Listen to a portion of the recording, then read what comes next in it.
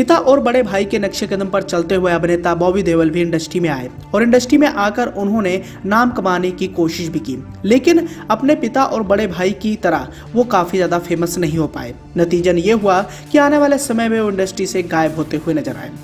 अपने करियर की शुरुआत उन्होंने बतौर चाइल्ड आर्टिस्ट साल 1977 में आई फिल्म धर्मवीर में काम किया था। इस फिल्म में उन्होंने एक छोटे बच्चे का किरदार निभाया था।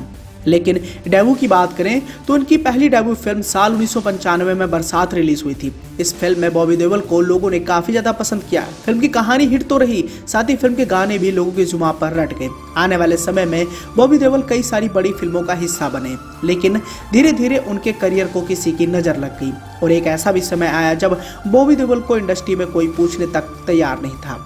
हालांकि इस दौरान वो कई सारी बड़ी फिल्मों का हिस्सा तो बन रहे थे, लेकिन उससे उन्हें कोई खास फायदा नहीं मिल रहा था। लेकिन 2020 में जब उन्होंने आश्रम वेब सीरीज की, इसके बाद उनके करियर को एक लंबी उड़ान मिली।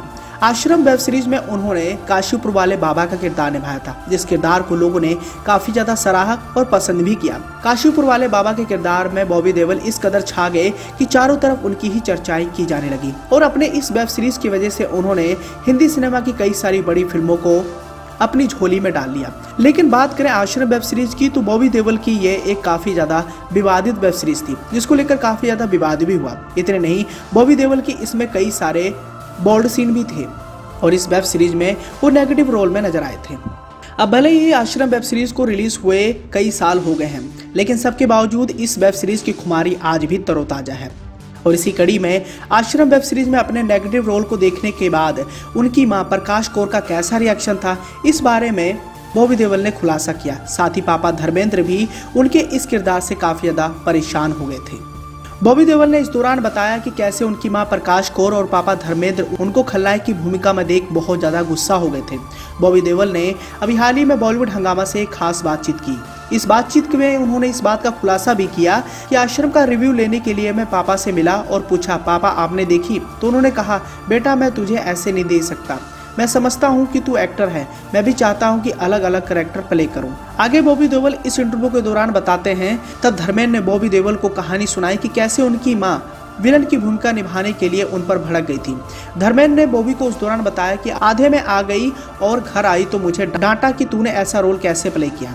धर्मेंद्र ने कहा कि कोई भी मां अपने बच्चे को विलन के रूप में नहीं देख सकती है और उनकी मां प्रकाश कौर को ये मंजूर नहीं था।